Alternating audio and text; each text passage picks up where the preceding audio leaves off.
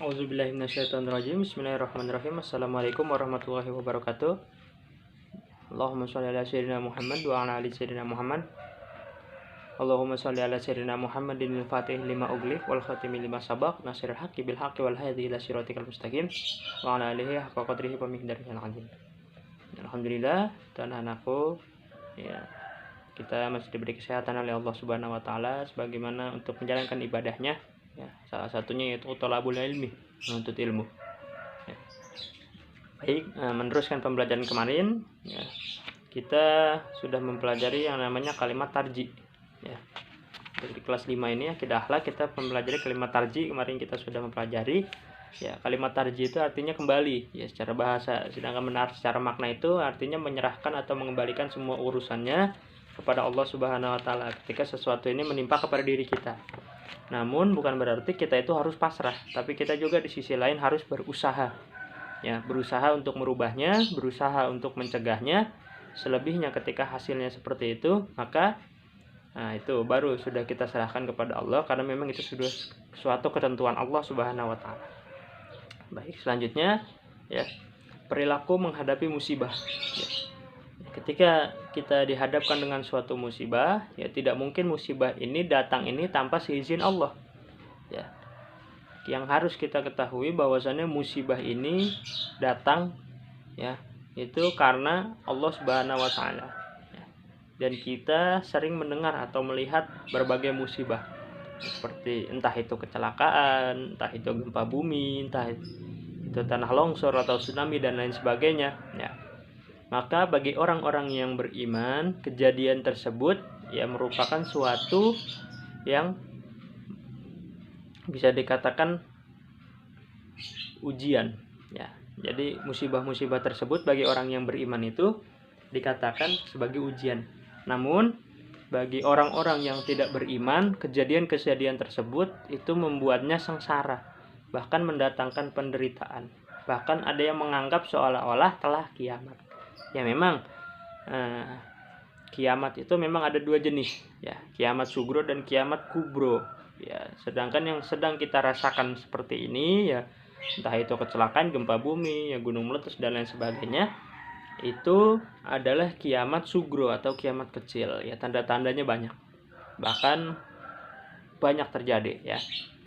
Kiamat sugro, kiamat kecil. Kalau kiamat kubro itu kan kiamat besar, yaitu nanti datangnya ketika di yaumil akhir, ya, ketika memang sudah ditiupkan sangkakala, orang-orang sudah dibangunkan dari alam kubur, ya, pokoknya sudah hari akhir, kiamat akhir. Nah, tuh seperti itu. Ya. Allah, ya, selanjutnya Allah itu tidak akan menguji hambanya dengan musibah yang di luar kesanggupannya. Ya, jadi Allah itu tidak akan memberikan cobaan yang melewati batas kemampuan seorang hambanya. Ya. Dan Allah juga mendatangkan musibah itu tidak ada yang namanya tidak ada hikmahnya. Setiap musibah yang diberikan oleh Allah itu memiliki hikmah di setiap kejadiannya. Ya, maka dari itu, ya, orang yang beriman itu yakin bahwasannya segala musibah ini ada hikmahnya, meskipun musibah tersebut sangat besar. Yang kita pahami seperti sekarang, ya, yang kita alami yaitu pandemi, ya, pandemi penyakit yang seperti ini. Ini adalah suatu yang memang musibah yang ditimpakan oleh kita semua atas izin Allah Subhanahu wa taala. Tapi dari musibah ini kita bisa mengambil hikmahnya. Tentu ada manfaatnya. Yang pertama, kita harus menjaga kebersihan. Itu yang paling terpenting. Lalu yang kedua, kita itu diajarkan untuk selalu menjaga badan, yang namanya minum vitamin, yang namanya istirahat yang cukup, ya, yang namanya kita mengerjakan sholat, ya. Nah, membahas tentang sholat ini ada riset dari dokter, ya, menyebutkan ketika seseorang sholat maka di situ orang tersebut bisa menjadi sehat. Mengapa? Karena sholat ini ketika seseorang sholat maka ada gerakan-gerakan yang dimana bisa memperlancar aliran darah. Ya, maka dari itu jangan terlalu sibuk, ya, harus kita sempatkan untuk sholat. Bahkan sholat ini kan 5 waktu sehari. Tuh. Jadi meskipun musibah sebesar apapun, ya, pandemi seperti ini tuh bisa kita ambil hikmahnya. Banyak yang bisa kita ambil hikmahnya. Kita harus bisa saling berbagi, ya. Kita harus bisa menghargai orang, menjaga orang, ya. menjaga orang lain, itu hikmahnya. Ya, jangan sampai yang kaya semakin kaya, yang miskin hanya miskin saja malah tambah miskin, tidak. Ya, justru ya dengan keadaan seperti ini yang kaya itu harus membantu yang miskin, ya. Dan yang miskin ya, merasa bisa terbantu. Ya, jadi tidak ada lagi yang namanya perbedaan. Nah, kalau bahasanya itu perbedaan kasta ya, atau perbedaan tingkatan. Nah, atau perbedaan darah. Biasanya ada istilah yang namanya darah biru lah, darah apalah. Nah, itu jangan sampai seperti itu. Ya. Jadi dari hikmah-hikmah tersebut banyak bisa kita ambil. Selanjutnya ada dua bentuk musibah yang dialami manusia. Jadi musibah ini ada dua bentuknya. Yang pertama musibah yang berarti azab, dan musibah yang berarti ujian dari Allah. Bedanya apa sih musibah yang azab ini dengan musibah ujian? Ya, biasanya ujian ini akan diberikan kepada orang-orang yang memang beriman kepada Allah Subhanahu wa taala. Yang maksudnya beriman ini apa? Ya, beriman ini percaya kepada Allah, menjalankan perintah Allah, menjauhi segala larangannya. Ya, ketika mendapatkan musibah, maka musibah tersebut bisa dikatakan adalah ujian. Ya, namun berbeda dengan azab. Ya, azab ini diturunkan kepada orang-orang yang memang lalai dalam menjalankan perintah Allah. Ya, yaitu orang-orang yang berbuat maksiat, yang meninggalkan perintah Allah dan melarang, ya, dan menjalankan apa yang dilarangnya. Nah, itu bisa dikatakan orang tersebut terkena atau diturunkan azabnya, ya, diturunkan bukan turunkan cobaan, tapi diturunkan musibah berupa azab. Dan musibah yang berarti ujian dari Allah ini diberikan kepada orang-orang yang beriman. Sedangkan ujian yang diberikan kepada Allah, ya, sedangkan musibah yang diberikan kepada Allah berupa azab itu diturunkan kepada orang-orang yang memang tidak beriman. Ya. Dan yang lebih enaknya lagi, ya, ketika orang tersebut beriman, ketika orang tersebut bertakwa kepada Allah, ketika diberikan ujian, maka ujian tersebut menjadi suatu ampunan dari dosa-dosa yang telah dia jalankan, dari dosa-dosa yang telah dia perbuat. Itu bagi orang yang beriman. Berbeda dengan orang yang tidak beriman. Ya, ketika dikasih ujian, itu bukan ujian namanya, tapi musibah berupa azab, sebagai teguran karena sudah lalai dalam hal segalanya. Ya, namun yang paling terpenting lagi, ketika orang beriman ini diberi ujian, harus ikhlas, harus sabar menerimanya. Dan insya Allah dengan ikhlas dan sabar, maka orang tersebut akan dihapuskan dosa-dosanya sesuai dengan musibah yang diberikan. Lalu ada ciri-ciri orang yang dapat mengambil hikmah dari musibah yang dialami, yaitu berupa perilaku yang menjadi lebih bertakwa serta menerima musibah.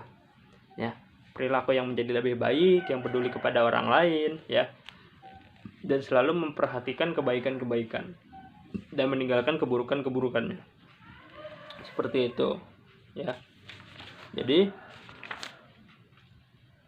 ketika mendapatkan musibah itu berbeda-beda. Ketika orang yang memang bertakwa, beriman kepada Allah diberikan musibah, maka musibah itu adalah suatu cobaan atau ujian. Tapi untuk orang yang memang tidak beriman, tidak bertakwa dan lain sebagainya, ujian tersebut diberikan ya memang karena dia ini adalah azab, ya, karena tidak pernah menaati peraturan, tidak menaati apa yang diperintahkan oleh Allah, maka itu adalah teguran azab, ya. Dan insya Allah kita semua termasuk ke dalam orang-orang yang beriman kepada Allah, ya, yang beriman kepada Allah. Dan ketika mendapatkan ujian, ya, ujian tersebut selalu kita terima dengan sabar, ya, kita jalankan dengan sabar, dengan tawakal, ya, dan insya Allah dari ujian tersebut, ya, kita bisa dikurangi dosa-dosa kita dengan diberikan ujian tersebut. Dan insya Allah Allah itu tidak akan memberikan ujian kepada hambanya di luar batas kemampuannya. Jadi sesuai dengan kemampuannya. Bahkan semua ujian itu diberikan atau diturunkan oleh Allah itu sesuai, ya, atas izinnya, ya, seperti itu, ya. Dan dari pembelajaran ini, ya, kita memiliki suatu kesimpulan, ya, bahwasannya yang pertama itu pemahaman akan kalimat tarji ini. Ya, kalimat tarji ini secara bahasa itu artinya kembali, sedangkan secara makna itu mengembalikan semua urusan yang menimpa kita hanya kepada Allah Subhanahu wa taala. Dan setiap manusia ini akan, ya, selanjutnya yang kedua itu setiap manusia akan menerima cobaan dari Allah Subhanahu wa taala Ya, dan bentuk cobaan itu ada dua. Yang pertama itu bisyarri dan kedua bil khair.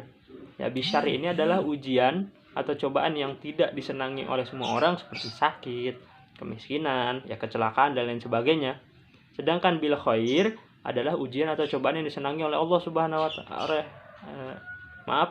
Bil khair itu adalah ujian atau cobaan yang disenangi oleh semua orang yang diberikan oleh Allah Subhanahu wa taala. Seperti kekayaan, ya, kesuksesan dan lain sebagainya. Lalu yang ketiga, seorang muslim yang baik selalu mengingat Allah dalam keadaan mendapatkan cobaan apapun atau mendapatkan musibah apapun. Dan pada saat mendapat ujian berupa kesenangan atau ketika mendapat ujian berupa musibah, ya, maka selalu bertawakal kepada Allah, ya. Itu saja, ya, alhamdulillah untuk pembelajaran di bab ini kita sudah beres, ya, tentang kalimat thayyibah, kalimat tarji. Kita cukupkan pembelajaran hari ini dengan pembacaan hamdalah dan kafaratul majlis. Alhamdulillahirabbil alamin. Subhanaka Allahumma wa bihamdika asyhadu an la ilaha illa anta astaghfiruka wa atubu ilaik. Taufiq wal hidayah. Jazakumullahu khair. Wassalamualaikum warahmatullahi wabarakatuh.